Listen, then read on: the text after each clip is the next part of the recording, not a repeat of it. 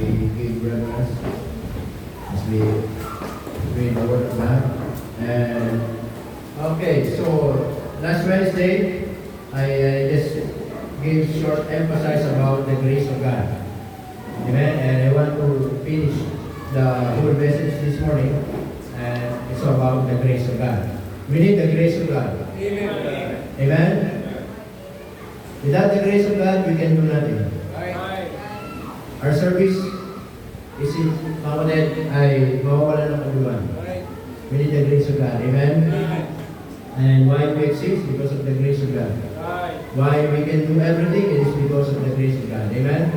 So we need the grace of God this morning. So in 1 Corinthians chapter 15, okay, verse 10. Apostle Paul says, "But by the grace of God, I am what I am, and His grace which was bestowed upon me was not in vain. But I labored more abundantly than they all. Yet not I, but the grace of God which was with me." Let's pray. Father, we thank you once again this morning. We thank you for the privilege that we can study your word. We pray, Lord, that you help us and give us more understanding. And Lord of God, that I'm going to preach this morning, I pray that you will that you use this message to encourage us once again about your grace. Salamat po, Panginoon, sa inyo aming mga puso. Open our hearts and our minds, at magpapagpapagpapag kami, makikita namin na dahil sa biyaya ninyo kung bakit kami nakakapagpatuloy. Salamat po sa pangalan ni Jesus. Amen. You will not take your seat. Okay, as I said last Wednesday, I just give short emphasis about the grace of God. Amen? And the grace of God reminds us about humility. Amen? It means, ang biyaya ng Diyos ay ito'y paalala sa atin na wala tayong may pagmamalaki sa Panginoon. Wala tayong may pagmamayabang, wala tayong may paghahambog sa Panginoon. And the grace of God reminds us about humanity, that we are all human. It means we need to depend on the grace of God. Kailangan natin magtiwala sa biyaya ng Diyos. Amen? We are not depending on our own strength, or on our own resources, on our own tactics, or whatever that we can do. Magtiwala tayo sa biyaya ng Panginoon. Amen? And of course, as we continue, mga kapatid, here, Apostle Paul is talking, sabi ng Bible dyan, kasi itong text po na to, is about the resurrection of the Lord Jesus Christ. Before he was, siya po ay nailibing, namatay. Then, nung siya nabuhay, nagpakita siya sa maraming tao.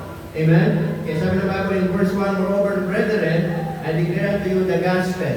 Then, yung gospel dito, in-explain ng Panginoon ni Apostle Pablo what is gospel all about. The gospel means, in verse 3 and 4, it says, "For I delivered unto you first of all that which I also received, how that Christ died for our sins according to the Scripture." In verse 3, verse 4 says, "And that He was buried, and He that rose again the third day according to the Scripture." So gospel means the death, burial, and resurrection. And how can we know that? According to the Scripture. And that was simply, amen? So simply, how can we know that? That Jesus died on the cross according to the Scripture. And how can we know that Jesus buried and He was rose again? According to the Scripture. Amen, mga kapatid? And it says, in verse 5, Jesus, and that He was seen of Cephas. Nagpakita kay Cephas sa 12, and then about 500 brethren at once, to whom the greater part remained unto this world, but I some fallen asleep. Iba natutulog. Verse 7, then He was seen of James, then of all the apostles, and then lastly, nagpakita kay Apostol Pablo. Amen? So now, in verse 10, sabi ng Bible dyan, "But the grace of God, I am what I am, and His grace which was bestowed upon me was not in vain, but I labored more abundantly than they all, yet not I, but by the grace of God which was with me." So number 1, okay, the grace of God, mga kapatid, makita po natin, grace in salvation. Grace in salvation. Ephesians chapter 2, verse 8 and 9. Okay, hindi po natin natin. Ibilisan natin. Ephesians chapter 2, verse 8 and 9. Sabi ng Bible dyan, the book of Ephesians chapter 8, buksan po ninyo. Okay, Ephesians chapter 2, verse 8 and 9. It says, sabi yan, for by grace are ye saved. Amen? Through faith. That word is so important. Amen? We don't believe in Calvinism. Amen, mga kapatid? We don't believe that Jesus ay pinili na niya kung sino pumunta sa langit. Tama? Yes, it is the grace, but it says, through faith. Amen? Through faith. Mahalaga po yun, through faith. And that not of yourself, it is the gift of God. Now, of course, as any man should boast. So, grace in salvation. Mga kapatid, ang kaligtasan ay sa biyaya lamang ng Panginoon sa pamamagitan ng pananampalataya. Amen?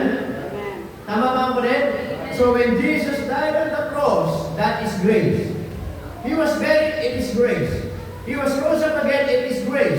Salvation is by grace, mga kapatid, sa biyaya lamang ng ating Panginoon. Bakit? Kasi hindi tayo gumawa ng kaligtasan natin. Hindi tayo napako sa krus. Hindi tayo nagbayad ng ating mga kasalanan. And do you know what Jesus, mga kapatid, ay yung biyaya lamang niya yung kaligtasan? Kasi siya lang yung namatay para sa atin. It is not the Baptist Church died on the cross.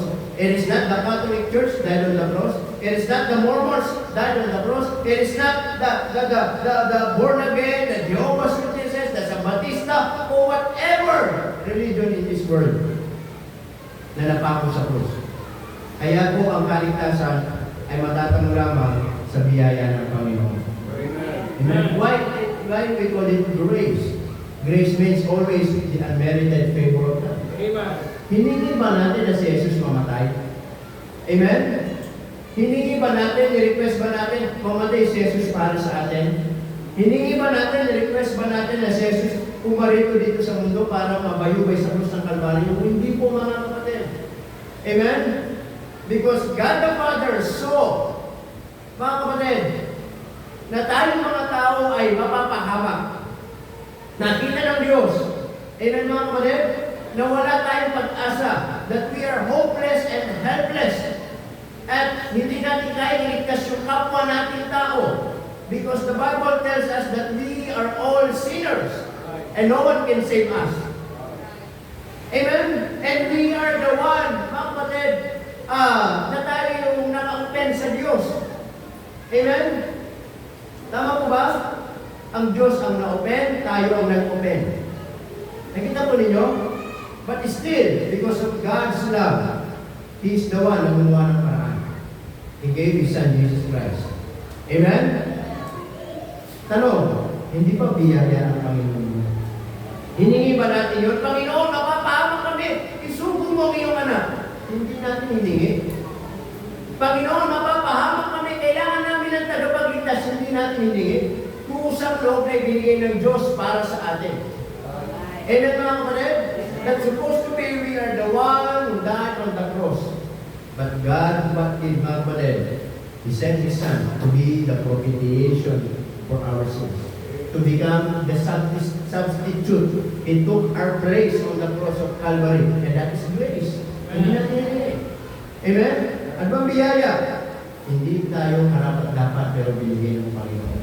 Amen? Kaya nga ang tao, kailangan niyang maintindihan, ang kaligtasan ay sa pamamagitan ng biyaya at kung siya sasampalataya, the grace of God is given. Nandiyan na pong biyaya ng Diyos.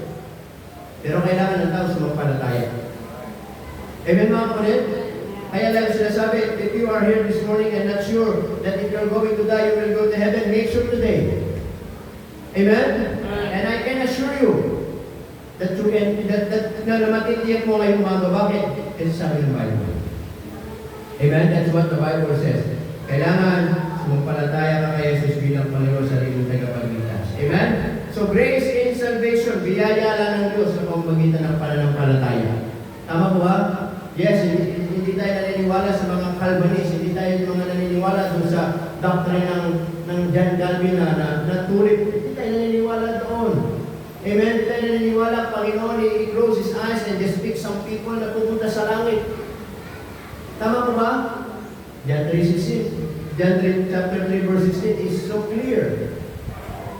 Can you recite it, Manalo? No, not now.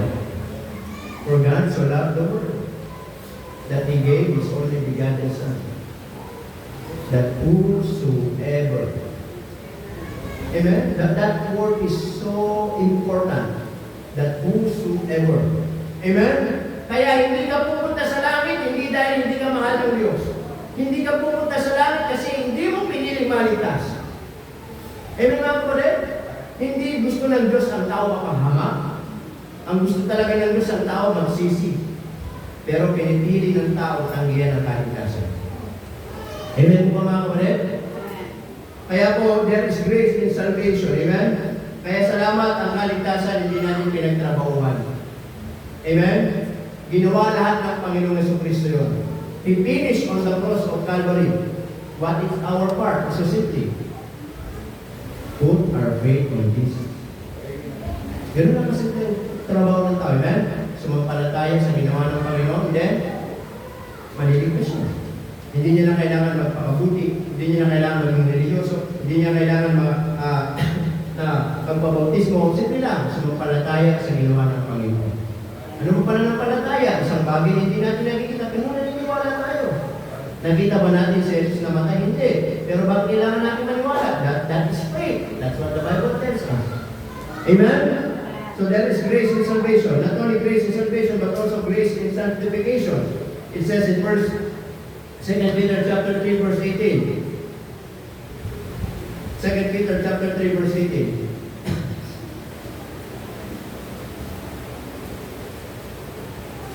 Okay, it says, but grow in grace and in the knowledge of the Lord Jesus Christ, and Savior Jesus Christ, to Him be glory both now and forever. Amen. So after salvation, after grace in salvation, there is grace in sanctification.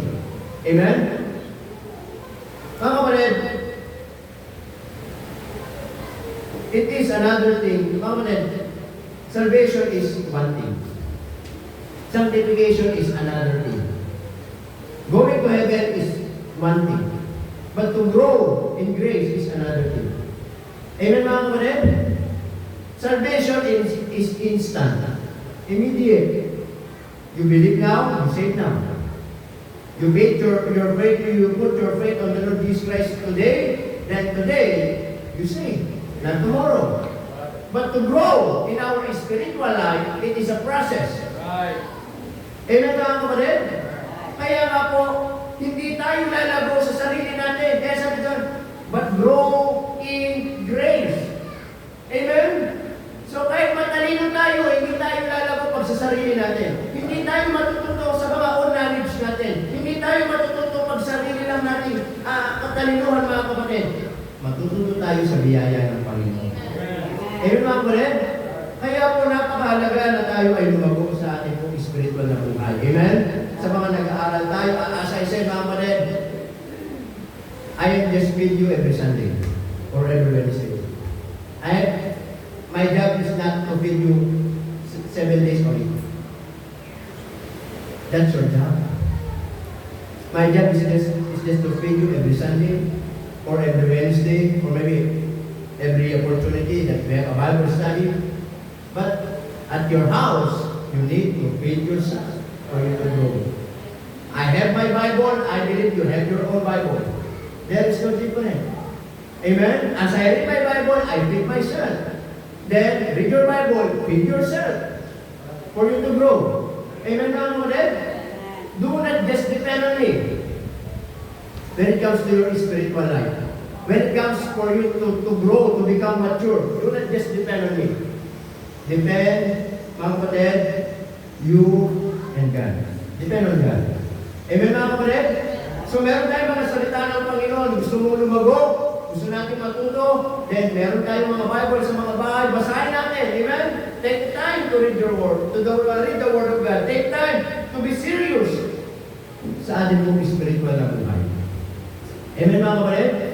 Kasi kung pupunta lang tayo dito every Sunday, makikinig ng salita ng Diyos, then pag uwi, wala na tayong gagawin. Then balik ulit tayo ng Sunday. Ako din, we're just like that. We're just like a denomination. Na para bang pag Sunday, o sisimba sa simbahan. O uwi na, Sunday, o sisimba ulit. We're not a denomination, we're a church. You're a Christian. Amen? Kaya po pakainin natin yung sarili natin. Amen? There is grace in sanctification and step by step. Amen? Because of the grace of God, nakikita mo yung mga bagay na hindi mo naintindihan, maintindihan mo. Yung mga bagay na kailangan mo matutunan mo. Bakit? Kasi nandiyan ang biyaya ng Diyos. Amen? So, there is grace in sanctification. And after sanctification, of course, that is the one na mag-motivate sa atin about the grace in service. Amen? Of course, God did not save you just to fill that chair. God did not save you to become just a member of SSS. We call it SSS, is Social Security System in our government. But in Christianity, I call it Save, Safe, and Satisfied. Just to fill the chair and attend nothing, doing nothing. Amen? Do you think that is the only purpose why God saved you? Do you think that is the only purpose why God gave His Son for you to be saved and going to heaven and doing nothing while you are living here? Of course not. Amen, mga kapatid? Amen. That's why after salvation, then sanctification, then while you are growing, then you will learn something, how to serve the Lord. Amen. Amen? That's why I always encourage you to serve the Lord. Amen? Sabi niya po Sir Pablo in verse 10 on our text, sabi niya, but by the grace of God, I am what I am, and His grace was bestowed upon me, was not in vain, but I labored more abundantly than they all. Amen, mga kapatid? Now, the grace of God reminds us about humility. The grace of God reminds us about humanity. And in the word this, na sinabi ni Pablo, I labored more abundantly than they all. Not because, kasi magaling siya sa mga disciple. Kasi marami siyang ginagawa. But you know what? The point is this. The grace of God reminds us about service or about opportunity. It means, as long that there is opportunity to serve God, serve God. Amen. Amen? Kasi yung iba, they have the opportunity to serve God, pero hindi nila tinitake advantage. Ayaw nilang mag-serve, ayaw nilang maglingkod, ayaw nilang magpagamit. Nasasayang yung biyaya ng Diyos sa kanila na sana, as long that there is opportunity to serve Him, take that advantage. Yan na sabi ni Pablo dito, mga kapatid. Sabi niya, but I labored more abundantly. Hindi dahil sinasabi niya, mas magaling ako sa kanila, I am better than them. No. Serving the Lord, there's no comparison, there's no competition. But the point is this, sinasabi ni Pablo, I labored more abundantly than they all. It is because as long that there is opportunity to serve Him, I will take that advantage to serve Him. Amen? Amen? Because not all the time there is opportunity for you to serve God. Tama po ba? Hindi lahat ng pagkakataon may opportunity makapaglingkod sa Diyos. Hindi lahat ng pagkakataon meron tayong binibigyan tayo ng opportunity ng Panginoon na magpagamit sa Kanya. Amen po ba, mga kapatid? Kaya sana, habang meron pagkakataon, habang meron opportunity na binibigay ang Panginoon sa atin na makapaglingkod tayo, may paggamit natin yung buhay natin, huwag natin sasayangin. Tama? Amen po mga kapatid? Kaya sabi ni Pablo dito, sabi niya, I labored more abundantly than they all. Hindi para sabihin ni Pablo, magaling ako kasi kaysa sa kanila. Marami akong ginagawa kaysa sa kanila. No. But to show to us that as long that there is opportunity to serve you, serve Him. And that is by the grace of God. Amen? So grace means what? The unmerited favor. Amen? We don't deserve to serve the King. We don't deserve to serve the King of Kings, the Lord of Lords. Pero yun yung opportunity. Huwag natin sasayangin. Amen? I'm always telling these young people, don't waste your time. Don't waste your youth life. Serve God. Amen?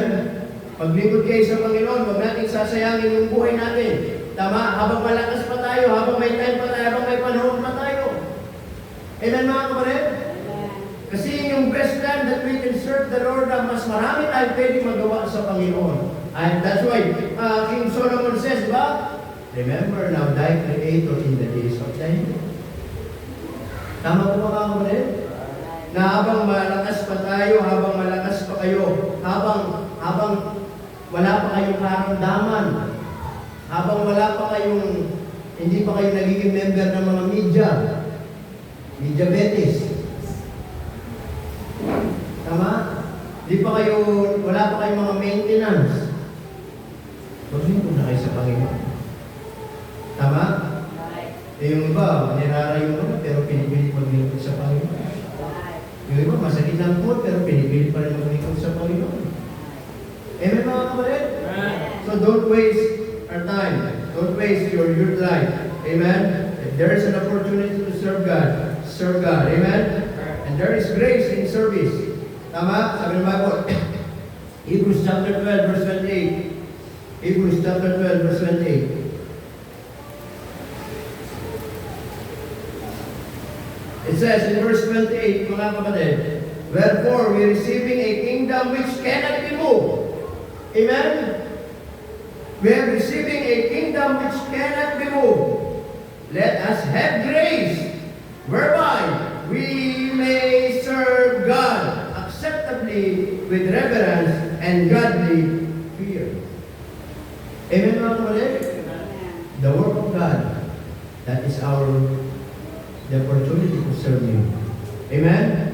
So huwag naman natin sasayangin, maglingkod tayo sa Panginoon. At alam niyo, biyaya ng Diyos kung bakit tayo nakakapaglingkod. Are you worthy to serve the Lord? Can I ask you, are you worthy? Are you worthy to sing? Are you worthy to lead a song? Are you worthy to play some instrument? Are you worthy to worship the Lord? Are we worthy for anything? No! But it is of His grace. Amen. Because of His grace, that's why nakakatugtog ka, nakakaawit ka, nakakapagpaawit ka, nakakatugtog kayo. Amen? Kasi biyaya ng Diyos yun eh. Amen. Amen mga kapatid? There is grace in service. And after that, of course, we will learn something about there is grace in stewardship. Okay? There is grace in stewardship. It says in 2 Corinthians chapter 8 in verse 1, moreover, brethren, we do you wit to the grace of God bestowed on the churches of Macedonia. Amen. In verse 7 it says, therefore as ye abound in everything in faith and utterance and knowledge and in all diligence and in your love to see that ye abound in this grace also. Amen mga kapatid? Kita ninyo, ginamit na Apostle Pablo yung Church of Macedonia to rebuke the church of Corinthian church. Amen? So when it comes in giving, when it comes in material things, when it comes in financial things, the church of Corinth, sagana sila. They don't have problem about that. They are rich. Amen? Pero sinasayang nila yung biyaya ng Diyos na sumasagana sa kanila. Tama? Hindi nila ito pinapadaan. Hindi nila ito alam ibalik sa Panginoon. Kaya ginamit ng Panginoon yung Church of Macedonia to rebuke them. Amen? Like yung Church of Macedonia, it is a small church. They are poor. Amen mga kapatid? And yet, they are giving themselves first to the Lord. Tama po ba mga kapatid? So after service, there is grace and stewardship. You know what? Remember always the meaning of grace. Unmerited favor. Amen? Are you worthy na ikaw ay kung anong meron ka? Amen? Huwag natin sabihin, hindi kasi nagtatrabaho ako kaya meron akong pera. Kaya ako, matalino ako kaya nakakapag-aral ako. Marami akong pera kaya nakakapagbigay ako sa church. Marami akong pera kaya nakakapag-involve ako sa mga ministry. Remember, grace is unmerited favor. You don't deserve what you have. Amen? It's a blessing lang. It is just a blessing. Mga kapatid, ng Panginoon ay ginagawa tayong stewardess. Katiwala. Amen? And remember the principle, mga kapatid, of ownership that everything na meron sa atin, whether yan ay small, whether yan ay big, it is always belongs to God. Amen? So it is just a good thing to realize na meron tayo kasi pinagkakatiwalaan tayo ng Panginoon. Amen? At sana yung grace na yun, yung biyaya ng Diyos, hindi lang legalitos para sa iba. There is grace in stewardship. Amen mga kapatid? Huwag nating hayaan yung biyaya ng Diyos kumbaga sakalin natin. Hayaan natin sumagana pa yan. Hayaan natin padamiin pa yan. The more na tayo nagiging blessing sa iba. Lalo-lalo sa gawain ng Panginoon. Amen po mga kapatid? Kaya nga tingnan nyo, minsan yung mga tao, the more na sila nagpapagamit sa Panginoon, the more na sila nagbibigay sa Panginoon, the more na sila binibigyan ng biyaya ng Panginoon. Naintindihan ba natin mga kapatid? Amen? So there is grace in stewardship, and also there is grace in supply. In 2 Corinthians chapter 9 verse 8. Okay, 2 Corinthians chapter 9 verse 8, it says, mga kapatid, and God is able to make all grace abound toward you, that ye always, having all sufficiency in all things, may abound to every good work. Amen? There is grace in supply. Alam niyo, Panginoon, hindi nagkukulang sa atin. Amen? The hand of God is not short. Amen? In spite of our shortcomings in life, the hand of God is not short. It says in Psalm 23 verse 1, the Lord is my shepherd, I shall not want. Kaya naman hindi nagkukulang ang Diyos. Tama? At alam ko, we have all our stories, we have all our testimonies and experience in life, how we experience the provision of God. Amen. Amen mga kapatid? Na minsan parang walang-wala na, pero minsan, ang biyaya ng Diyos. Tama? Nakala natin parang hindi na sasapat, pero minsan, sumusobra pa natin ang biyaya ng Diyos. It is all because of God's grace. Amen? Mayaman ang Diyos. We are His children. He is our Father. Amen mga kapatid? So if you ask anything in my name, He will do it. Tama po ba mga kapatid? Kaya po, not only stewardship, but also grace in supply. Amen? Nandiyan ang Panginoon. Mabiyaya ang Panginoon to supply. And also, there is grace in suffering. In 2 Corinthians chapter 12 and verse 9. 2 Corinthians chapter 12 and verse 9. It says, okay, ito yung tinatawag ng thorn in the flesh ni Apostle Pablo. Sabi ng Bible yan, in verse 7, and I lest should I be exalted above measure through the abundance of the revelations, there was given to me a thorn in the flesh, the messenger of Satan to butt me, lest I should be exalted above measure. For this thing I besought the Lord thrice that it might depart from me. Amen? So could you imagine, after Apostle Paul got saved in the road of Damascus, he experienced na mabulag. Right? Nabulag siya doon, di ba? So for 3 days. Then, nagbigay ng vision ang Panginoon kay Ananias. Sabi niya, go to the house of Judas, and you will meet a man there named Saul. Tama? And then sabi ni Ananias, Panginoon, kilala ko siya. Killer siya, murderer, baka patayin ako, Panginoon. Hindi, pumunta ka doon at ipag-pray mo siya, ipatong mo yung kamay mo sa ulo niya para mawala yung kanyang pagiging bulag. So, pumunta si Ananias. Amen? Now, dito, meron siya tinatawag na thorn in the flesh. Then, of course, ano sabi ng Bible? Ano sabi ni Pablo dyan? For this thing, I besought the Lord thrice that it might depart from me. Hiningi niya sa Panginoon. Panginoon, ang galing mo naman kung thorn in the flesh na meron ako para makapaglalat ako ng maayos, makapaglingkod ako ng maayos. That is what is desired. Then, he besought the Lord for 3 times. But, what the Lord answered unto Paul, he said unto me, sabi niya, my grace is sufficient for you. For my strength is made perfect in weakness. Most gladly, therefore, will I rather glory in my infirmities, that the power of Christ may rest upon me. Amen mga kapatid? I don't know ano yung mga thorn in the flesh na meron sa atin. Marahil meron kayong mga problema, marahil meron kayong mga pinagdadaanan, marahil meron kayong mga pagsubok, marahil financial status, marahil sa problema pag-aasawa, o marahil sa mga anak natin, or anything, but listen to me, but my grace is always sufficient for us. Sapat ang biyaya ng Diyos. Hindi ni Pablo, Panginoon, tanggalin mo to, paika-ika ako. Di ba? Pero sabi ng Panginoon sa kanya, sapat ang biyaya ko sa'yo. Amen mga kapatid? Sapat ang biyaya ng Diyos, malalagpasan mo yan. Sapat ang biyaya ng Diyos, mapagtatagumpayan mo yan. Sapat ang biyaya ng Diyos, pagtatagumpayan. Amen? Nasabi ng Bible, sa panahon na mahina tayo, my grace, sabi niya, mga kapatid, is made perfect.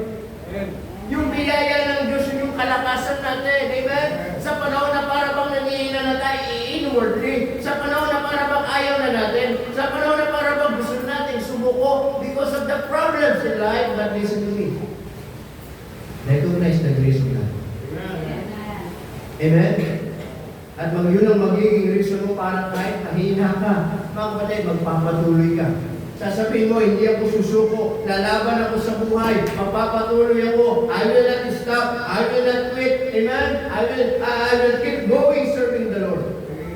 Because His grace is always sufficient. Sapat ang biyaya ng Panginoon, amen?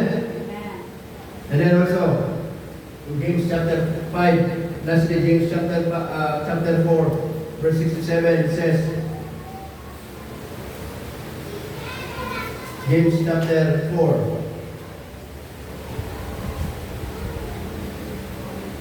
In verse 6 to 7, it says, But He giveth more grace. Amen? But not all. Kanino lang niya binibigay? But He giveth more grace. Wherefore He said, God resisted the proud, but giveth grace unto whom? Unto the humble. Amen? Submit yourselves therefore to God. Resist the devil, and he will flee from you. Amen? Not only grace in suffering, but also grace in submission. Amen? Because the more we learn how to submit to God, the more we learn how to be humble to God, then we will always expect more grace to God. Amen? Kaya sabi niya, the more na magpakumbaba ka, babagsak ka na ang may. The more na magpakataas ka, ibabagsak ka ng Diyos. The more na magpamalaki ka, ibabagsak ka ng Panginoon. The more na magmamayabang ka, hindi ka, ibabagsak ka ng Panginoon. But the more, ano sabi niya, He gave more grace to the humble. The more na magpapasabit ka, Lord, I need you in my life. Lord, I can't do anything without you. The more na magpapasabit tayo sa kanyang authority, the more na magpapakumbaba tayo, ang sabi niya, given more grace. Binigyan tayo ng biyaya ng Panginoon. In James chapter 4, verse 10, ba? Humble yourselves in the sight of the Lord, and He shall lift you up. Amen mga kapatid? Kaya po, yung mga nagmamataas, hindi nila na-experience yung biyaya ng Diyos. Ang na-experience nila, yung sarili nilang kalakasan, yung sarili nilang kakayanan, yung sarili nilang mga pamamaraan, yun ang na-experience nila. Pero yung mga tao nagpapakumbaba, kasi humbleness, it is a sign of submission to God. Amen? It is a sign na ang Panginoon ang siyang masusunod sa iyo. At tayo na sinasabi natin, wala tayong magagawa, papasakot tayo sa Panginoon. Pagtitiwala tayo sa Panginoon, didepende tayo sa Panginoon. Dahil nasabi ng Panginoon, yung binibigyan ko ng maraming biyaya. Amen mga kapatid? That's why this morning, nakita natin yung mga ilang bagay about the grace of God. Is it wonderful na nabiyaya ang Panginoon? Is it wonderful na nandiyan ang Diyos and He's always give us grace that we need? In times of problems, there is a grace of God. Amen? In times of suffering, there is a grace of God. In times of need, there is a grace of God. In times of service, there is a grace of God. Everything in our life, there is a grace of God. And grace is what the meaning of grace is? The unmerited favor. If we will just conclude that and think about that deeply, it means every day we are always thankful to the Lord. Na naman ang mayroon sa atin, hindi tayo karapat-dapat pero binibigyan ng Diyos. Hindi tayo karapat-dapat maglingkod pero inaalaw ng Diyos. Hindi ka karapat-dapat magbigay pero ginagamit ka ng Diyos para magbigay. Hindi ka dapat magpagamit pero ginagamit ka ng Panginoon. Hindi ka dapat na makapag-aral ng salita ng Diyos. Who are we to read the Word of God? The Word of God is holy. We're all sinners. Pero mabiyaya ng Diyos, inaalam niya. Amen. Amen? So, grace is unmerited favor. Ibig sabihin, hindi karapat-dapat. Lahat meron sa atin, hindi tayo karapat-dapat. Sa maliit na bagay, malaking bagay, hindi tayo karapat-dapat. Sa personal na ginagawa mo, hindi ka karapat-dapat. Pero biyaya lang ng Diyos. Kaya ano gagawin natin? Magpasalamat sa Panginoon araw-araw. Amen. Amen? Panginoon, salamat. Lahat na meron kami, hindi kami karapat-dapat. Pero salamat, biyaya mo ito na pinapagkatiwala mo sa amin. Amen, mga kapatid? Kaya po, sabi ni Pablo, mga kapatid, amen? Ano sabi niya? Ni Apostol Pablo, that the grace of God is so upon you. Amen? Especially you, that you really experience the grace of God, you should thank God. Amen? And remember that there's grace in salvation, in sanctification, in service, in stewardship, in supply, in suffering, and submission. Amen? And last Wednesday, I just shared about the grace of God reminds us about humility. Wala talaga tayo may pagmamalag sa Diyos. Kung biyaya lang talaga. It is the grace, kapatid, reminds us about humanity. Tao tayo. Hindi tayo robot, hindi tayo superhero, tao tayo. Depende talaga tayo sa biyaya ng Panginoon. Amen?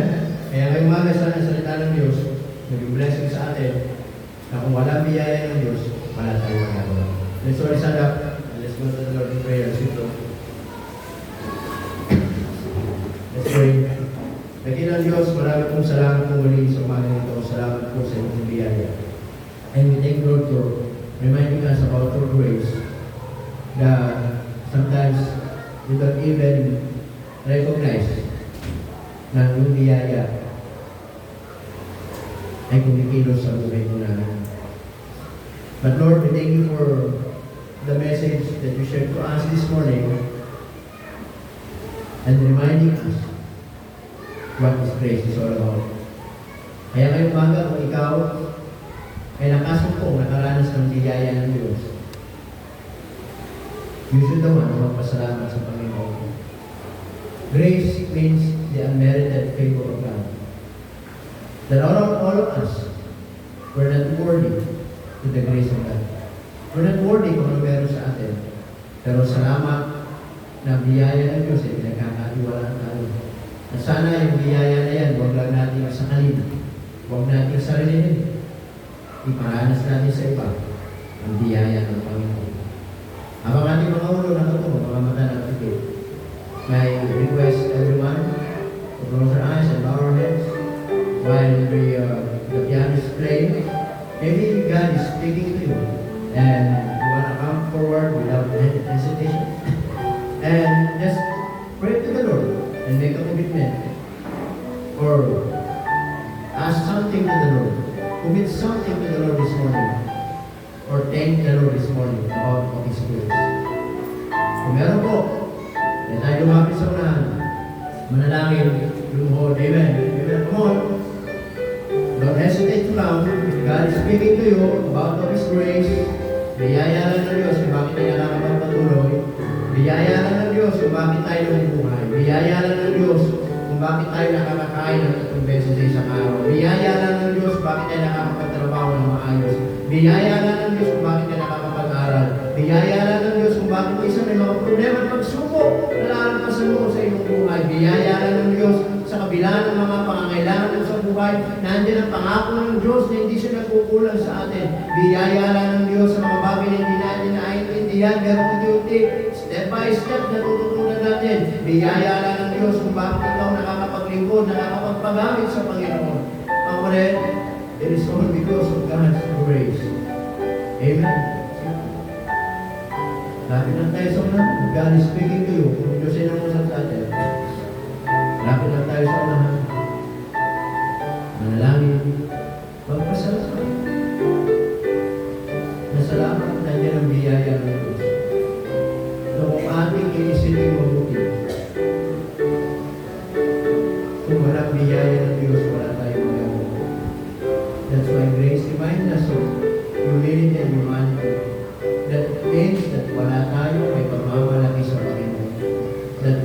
all nothing without His grace. Kaya salamat ng biyaya ng Diyos ay laging na sapat at pinagkakatiwalaan natin. We thank you, Lord, once again for this morning. We thank you for reminding us of your grace. We pray, Lord, that you continue to help us and also the message that we heard this morning, help us to apply it in our life. So that, Panginoon, ay everyday, magpasalamat kami na dahil sa biyaya ninyo kung ano meron nyo sa amin. Palahin po yung mga anak sa pangalan ni Jesus. Amen, amen. Praise the Lord, you now be seated. Amen. Alright, so na sa continue ay